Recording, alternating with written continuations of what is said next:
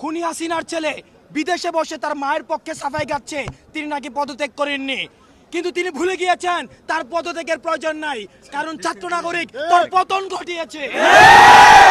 সুতরাং আমরা বলতে চাই, এই ফ্যাসিজমের একটি অংশ হচ্ছে প্রধান বিচারপতি এবং অন্যান্য বিচারপতি।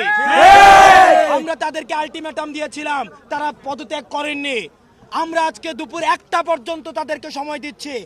আজকে দুপুর 1টার মধ্যে প্রধান বিচারপতি সহ অন্যান্য বিচারপতি যদি পদত্যাগ না করে, তাহলে তাদেরকে আমরা গণভবনের চিত্র মনে করিয়ে দিতে চাই, তাদেরকে আমরা সংসদের চিত্র মনে করিয়ে দিতে চাই।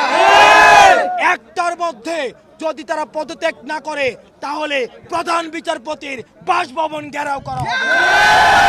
সুতরাং 1টার মধ্যে ফ্যাসিজমের এক্সপানশন, প্রধান বিচারপতি সহ অন্যান্য বিচারপতির পদত্যাগ নিশ্চিত করতে হবে।